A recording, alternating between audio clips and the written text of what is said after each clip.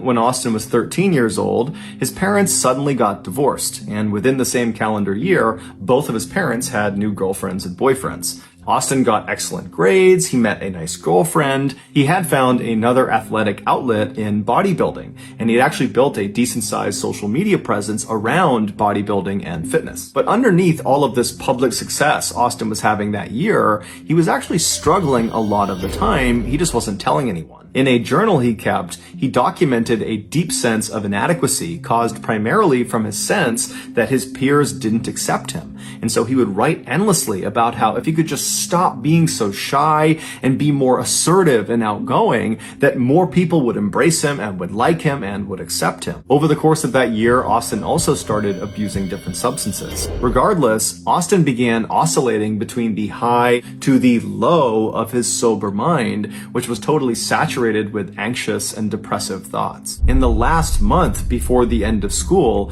his internet search history is filled with questions like, I think I'm crazy, what do I do? And how do you know if you're crazy? And how to deal with obsessive thoughts? Do I need to sleep? And what happens if you don't sleep?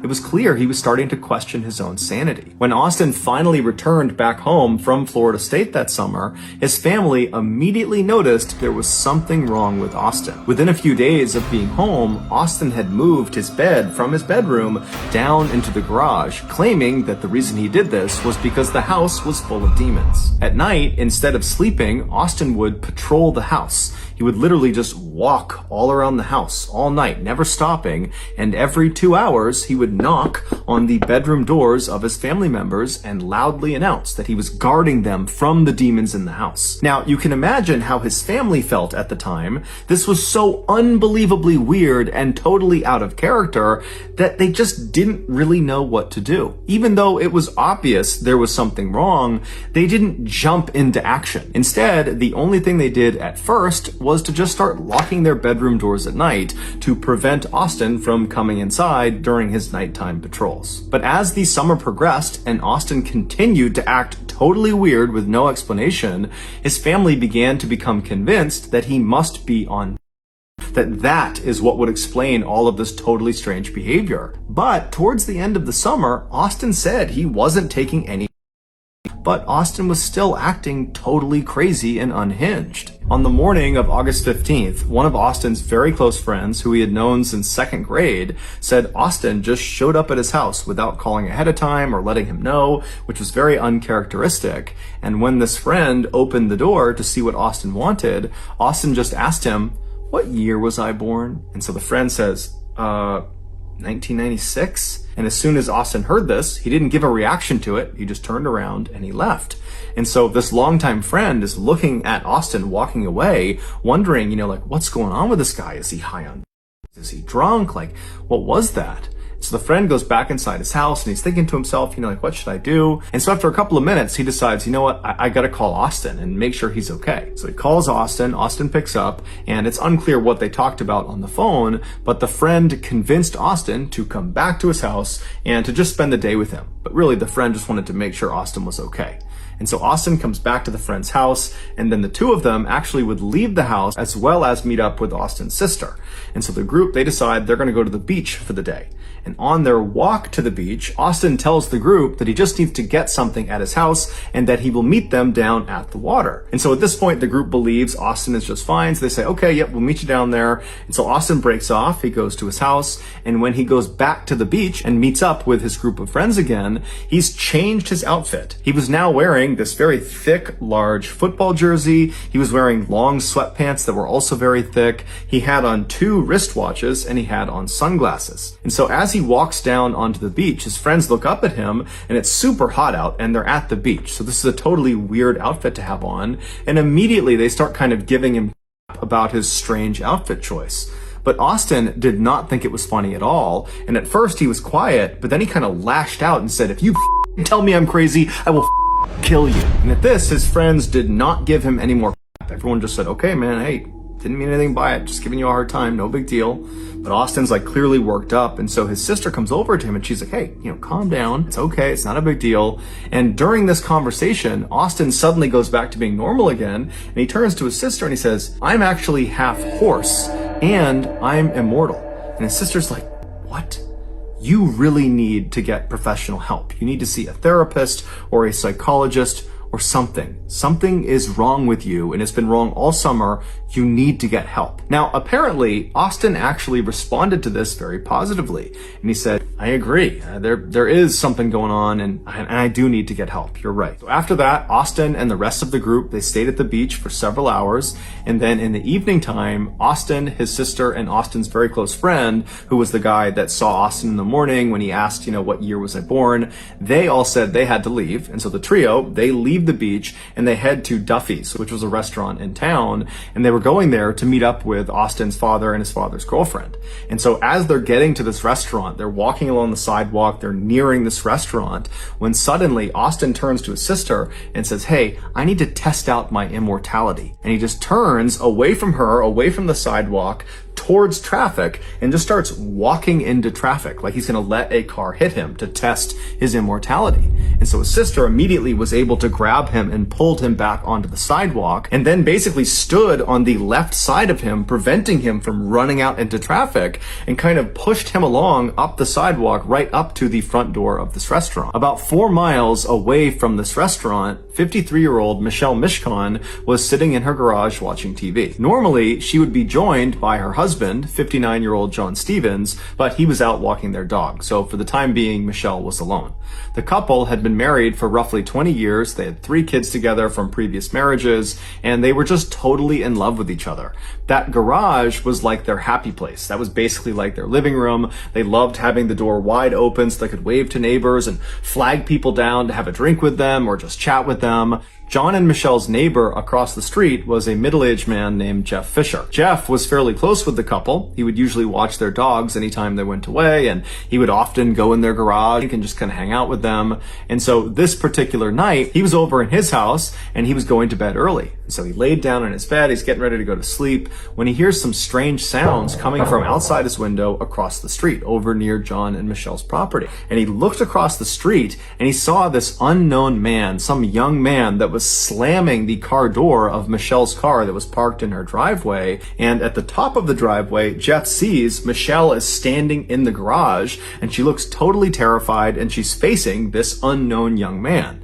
And of course, this unknown young man was Austin Harif. Now, Jeff had no idea what was actually going on. All he knew was he heard this scream, which was probably Michelle, and he's looking out there and he's seeing a situation that just doesn't look good. And so instinctively, he decided he would just run across the street and make sure Michelle was okay. And if he had to, he would confront this unknown man. So Jeff begins running across his property, trying to get across the street to Michelle. But before he could even get across the street, he's looking up and he can see this guy, Austin, has grabbed Michelle and thrown her on the ground, and now he's on top of her and he's beating her. And so Jeff runs onto the driveway, and as he's going right up the driveway between the 2 cars that were parked there, Austin leaps off of Michelle. He turns around and he looks at Jeff and he says, "You don't want a part of this." And now Jeff, he's a pretty big guy, and so he's looking at Austin, and he knows that if he doesn't do anything, this guy is just going to continue pummeling poor Michelle, and he had no idea where John was. And so he ran up and kind of lunged at Austin,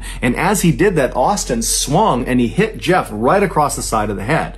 But Jeff took the hit, he didn't fall down, he grabbed Austin by the collar and threw him as hard as he could to the ground, and Austin, he hit the pavement hard, face first.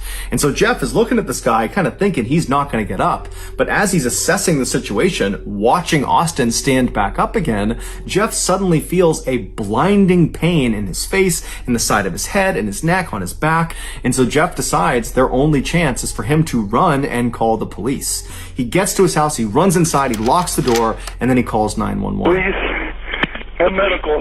Young man beating up a woman across the street. Are either of them injured? Can you tell from where you are? Yes, there's a girl laying on the ground. He beat her up. I ran over there. I'm bleeding profusely here at the moment. Okay. I don't know what happened. Can you tell if she's conscious? No, it does not appear so, no. I've been stabbed in the back. I'm bleeding pretty bad. The following narrative is the account of the second responding officer, who we'll just call Dan, and the first responding officer we'll just call Kristen. And so Dan, he comes flying down the street, he's got his sirens on, and he pulls in right behind Kristen's cop car, which is parked right out in front of John and Michelle's property. Kristen is already running up the driveway, her gun is out, she's getting ready to engage somebody at the top of the driveway. And so Dan, he hops out of his car, he's got his hand on his gun, and as he turns to run up the driveway, his view is obscured. There are two cars parked in the driveway, and so he can't see what's at the top of the driveway that Kristen is apparently getting ready to draw her gun on. But as he begins running up the driveway, he sees there is this massive stream of blood just coming down the driveway. And so he goes around the left side of the left car, he goes up, and he sees Kristen right at the top of the driveway. She's got her gun aimed at the ground right in front of the car, so he can't see what's in front of the car yet.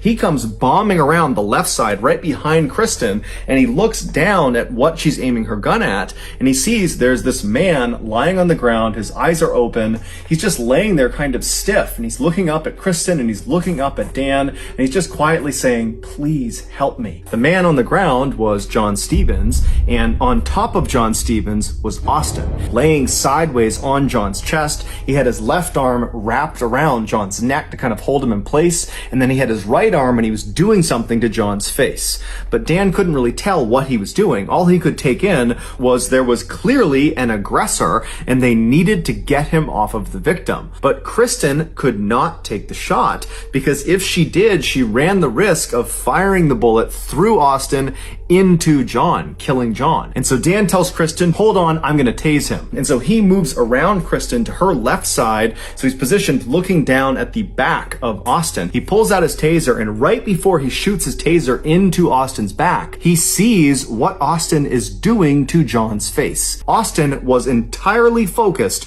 on biting John's face. That was all he was doing. He wasn't even registering that there were cops with their guns drawn on him. It was like they weren't even there. And he tells Kristen to kind of back up for a second, and then Dan winds up and kicks Austin square in the face, knocking his head off of John's face. But as soon as Austin comes off of John, he doesn't get up and try to fight with Dan. He just wants to eat John's face. And so Dan was just repeatedly kicking him in the face over and over and over again, right as another set of officers showed up, and they had a canine. They had a dog. And so they come flying up, they kind of see the situation, and Dan tells them, "Release the dog." And so sure enough, they release the canine. The canine clamps down on Austin's right arm, the arm that was fish hooking and kind of pulling John's face out. And the dog really got a good bite on his arm and yanked it away from John's face. But Austin just instantly ripped his arm back and just repositioned himself and went back to biting John's face. And so the dog, just as it was trained, did another bite. It grabbed back onto Austin's arm and it pulled it off of John's body. And so his arm is back like this again. And Austin, again, unfazed, just yanked his arm out of the dog's teeth, again, shredding the muscles of his arm, and gets back in position and continues to eat John's face. And then finally, the dog gets another bite into Austin's arm. And this time, when the dog managed to yank Austin's arm, Dan timed it so he booted Austin square in the face right as his arm was being pulled back, that Austin actually flew off of John and landed on his back. Austin began fighting back, and he looked up at Dan and he screamed, "Kill me! I'm eating humans! Me. Dan didn't even know what to do, and so he's trying to put the other handcuff on him the whole time. Austin is screaming, and so other officers had to run in, and then finally, after 3 other officers came over, they were able to hold Austin down long enough to get both handcuffs on him. After Austin was finally restrained, the officers checked on the victims. They checked on Michelle, who was in the garage. Unfortunately, she was deceased. She had died from blunt force trauma. And John, even though he had been alive when the police first showed up, he had succumbed to the multitude of injuries. So ultimately, John would die trying to save the woman that he loved. Their dog would survive the attack. It was unharmed, and it was given to one of their children to take care of. And Jeff Fisher, the neighbor who tried to save John and Michelle, he would survive the attack and make a full recovery. It was initially assumed that because of Austin's abuse history, that he must have been on some when he perpetrated this heinous crime. But when Austin's toxicology report finally came back, it showed he only had a very small amount of THC in his system, which is the drug found in, and then the other that were in his system were all induced by the doctors and nurses at the hospital, which meant at the time of this attack, Austin was effectively sober. Now, when his story went public, a lot of people just were not willing to accept that story. They said he was making it up so he could plead insanity at his trial and get a lesser sentence. But a world-renowned forensic psychologist named Philip Resnick, who had worked on many high-profile cases before,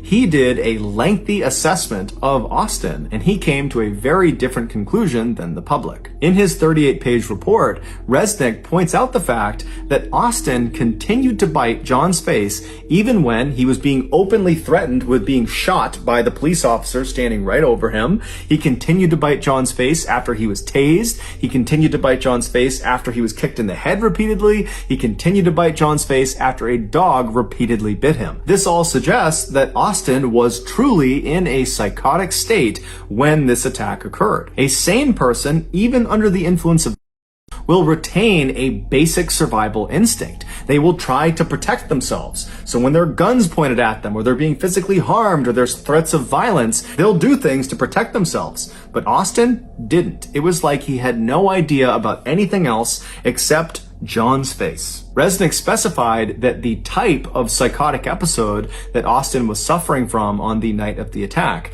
is something called clinical lycanthropy delusions. Clinical lycanthropy is a very rare occurrence where an individual believes they are no longer human, and almost always what they believe they are is something akin to a werewolf. And in Austin's case, he had told his sister that he believed he was half horse, and then on a couple other occasions he had told his other friends that he believed he was half dog. And then of course, on the night of the attack, after he killed Michelle, he pounced literally on John and began eating his face while making those loud animalistic grunting sounds.